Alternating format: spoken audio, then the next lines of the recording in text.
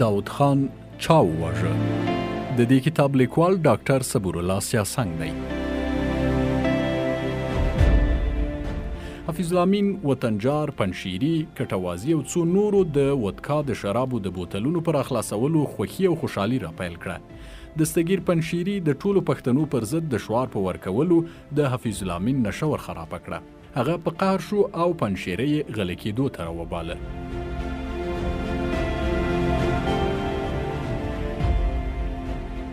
د سردار محمد داوود وراره محمد عزیز نعیم د خپلې مور خبرې داسې په یاد راولي.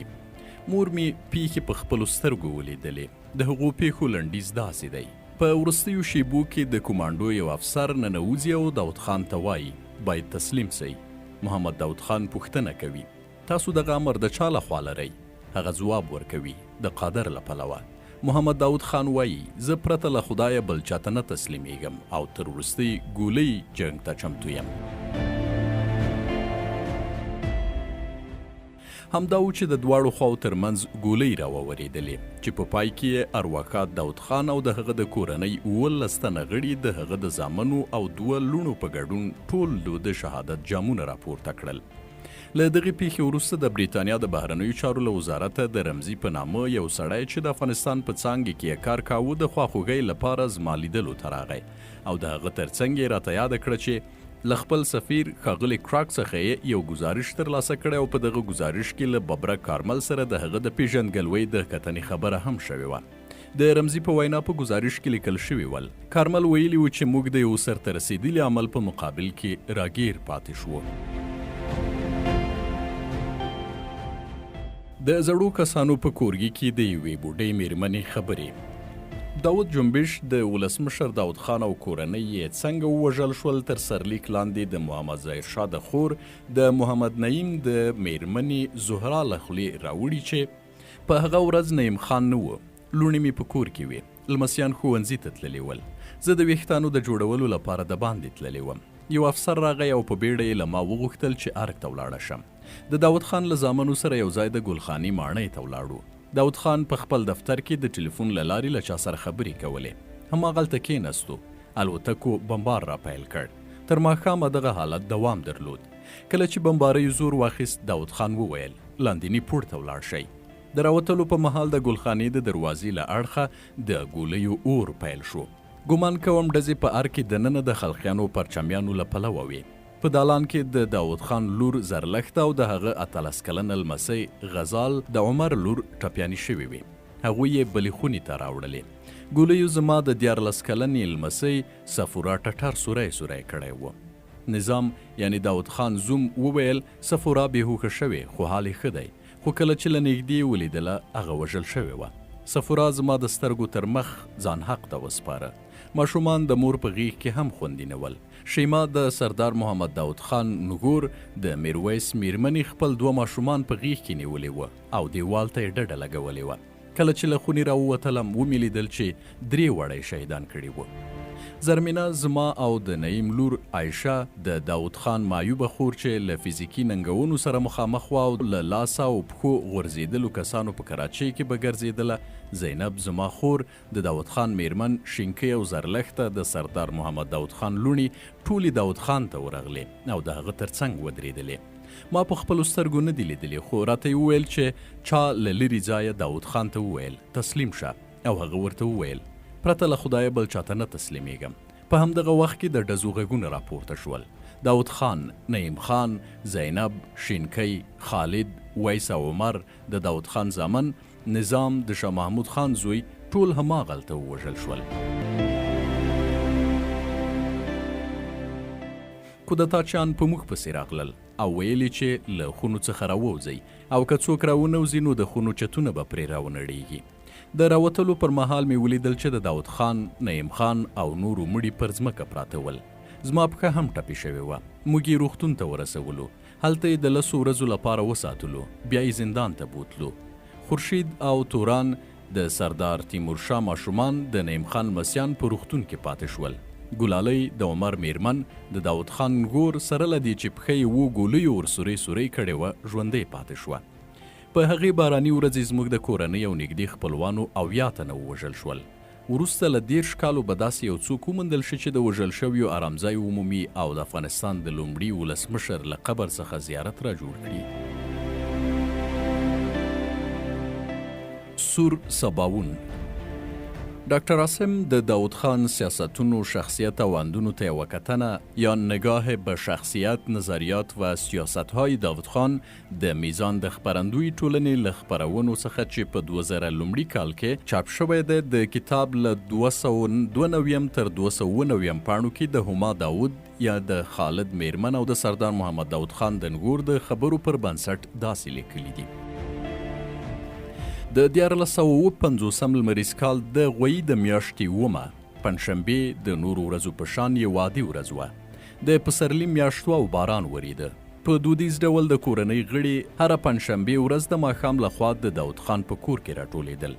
داود خان کورنیو ارزښتونو ته په ډېرې درنې سترګې کتل او ډېر به خوښېده چې لږ تر لږه په اونۍ کې یو ځل د کورنۍ غړي پر یوه ټغر راټول شي او له یو بل سره په ګډه ډوډۍ وخوري.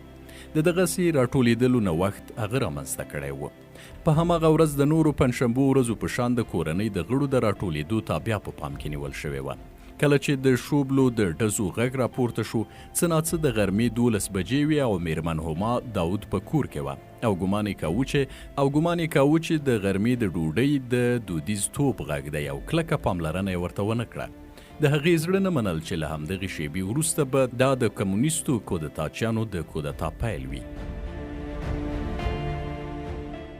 اړوپیچ د سترګو په رپ کې اوښتون وموند. څو شیبې نه وې تېرې چې خالد له خپل کارځای د تلویزیون له ودانۍ څخه کور ته راورسېد او ویل چې ټول د ارګ ته ولاړ شي. کله چې د ویرې لمنه راڅرګنده او پراخه شوه، داود خان د ولسمشرۍ د دفتر د مشر اکبر خان په سلا وړاندیز پریکړه وکړه چې د کورنۍ ټول غړي ارګ ته دننه راوغواړي. میرمن هما وایي کله چې په موټر کې د داود خان له کوره تر ارګه ولاړه نو ډېره په اندېښنه کې ډوبه وه او ویې لیدل چې اړوپیچ د سترګو په رپ کې د اوړېدلو په حال کې دی. د مخ په ودې اړوپیچ په لیدلو یې اندېښنه لا زیاته شوه. کله چې له خپل خاوند او کوچني ماشوم سره د ارګ انګړ ته ننوتله نو ویې لیدل چې سرتیرو د تیارسۍ په حالت کې په هر ګوټ کې مورچلې نیولې دي. له دغو ټولو سره بیا هم دا نه پوهېدله چې خبره څه ده او د دغه بیړني اړوپیچ د راپارېدنې لامل څه و. د کورنۍ پاتې غړي چې له هرې خوا ورو را رسېدل د ارګ د ګلخانې د ماڼۍ په دویمې ودانۍ کې د ولسمشر د کار په دفتر کې راټول شوي ول او ارګ ته په راننوتلو د هغه څه د تېرېدلو په لیدلو به هک پک پاتې کېدل چې په ارګ کې تېرېدل. که څه هم اړوپیچ ډېر کړکېچن شوی نه و، خو د نږدې ماسپښین شاوخوا وړاندیز وشو چې میرمنې او ماشومان دې له ارګه په موټرونو کې بهر وایستل شي. د افغانستان د پخواني ټولواک خور او د ولسمشر داود خان میرمن زینب دغه وړاندیز وغانده.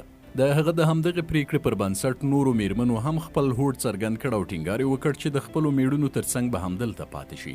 په ځانګړې توګه د سردار محمد داود خان زامنو ټینګار کوي چې د پلار ترڅنګ به پاتې کیږي او نه غواړي چې هغه یوازې پرېږدي.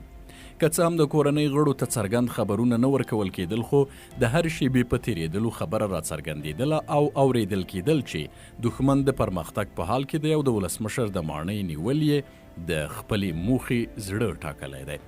په ډېر لنډ وخت کې ټلیفوني اړیکې وشلېدلې. له دې چې کودتاچیانو په اسانۍ کولی شوی د ودانۍ پاسنی پوړ په اسانۍ بمبار کړي.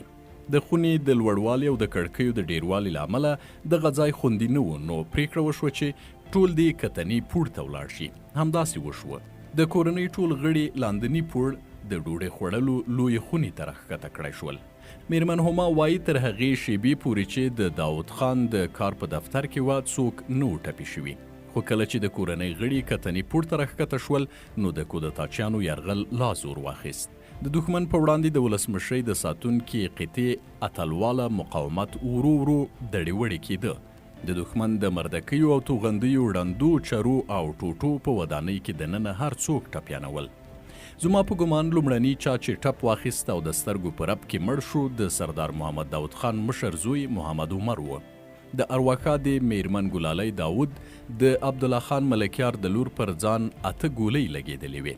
لورکۍ یې غزال په همدغه شیبه کې په ار کې شهیده شوه او بله ټپي لور یې په روغتون کې څو شیبې وروسته مړه شوه. که څه هم د سردار محمد نعیم خان پښه په ګولیو ټپي شوې وه، خو له خپل ورور سردار محمد داود خان سره د سهار تر سباوون پورې ژوندی و. وروسته له دې چې د ولسمشرۍ د ماڼۍ د ساتونکي قطعې پاتې برخه له ناچارۍ کودتاچیانو ته تسلیم شوه، کمونیستانو د شنه سهار په سپېده دم کې د ګلخانې د ماڼۍ دروازه پرانستله او په لومړیو شیبو کې یې له داود خانه وغوښتل چې تسلیم شي، خو هغه په ځواب کې وویل چې هیڅکله به د روسانو ګوډاګیانو کمونیستانو ته تسلیم نشي.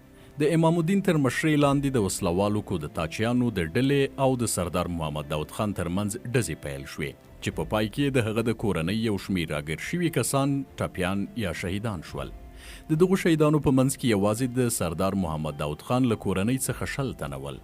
که د غوایي د ومې د شرمونکې او کرغېړنې کودتا د شپو ورځو د شهیدانو شمېره راواخلو، نو د ټولو وژل شویو کسانو شمېره چې په ار کې وژل شول او نور لکه غلام حیدر رسولي ښایي 3,000 تنو ته ورسیږي. د کمونیستانو له وروستني یرغله وروسته د سردار محمد داود خان د کورنۍ پاتې ژوندي غړي د جمهوریت روغتون ته ولېږدول شول. هغو کسانو لکه میرمن ګلالۍ چې ژور ټپونه یې اخیستي ول تر اوږدې مودې په روغتون کې پاتې شول او د کورنۍ نور ټول غړي زندان ته ولېږدول شول او هلته یې بندیان کړل. د سردار محمد داود د کورنۍ پاتې غړو د روس د لاسپوڅي رژیم له استازو څخه په څو ځله غوښتنه وکړه چې د غوایي د ومې کودتا د شهیدانو د ښخېدلو ځایونه ورته وروښیي، خو دغو لاسپوڅو هیڅکله دغې غوښتنې ته ځواب ورنه کړ. څرګنده نه ده چې د کودتا د تورې او کرغېړنې شپې له امله کودتاچیانو د ارګ دننه د شهیدانو مړي د خواجه رواش په سیمه کې په ډله ییز کیندل شوي قبر کې ښخ کړي او یا د جلال آباد د لویې لارې په اوږدو کې په یو ناڅرګند ځای کې له اسلامي دودونو پرته ښخ کړي دي. له هغې خونړۍ پیښې راوروسته لا تراوسه د دغې غوټې سر نه دی پرانستل شوی. په دغه پیښې کې ښکېل کسان او پاخه پازوال مشران لا تراوسه د نړۍ په ګوټ ګوټ کې ژوندي دي او پرته له شکه له قانوني لارو او امکاناتو کولی شو له هغوی پوښتنه وکړو چې دغه خبره روښانه کړي.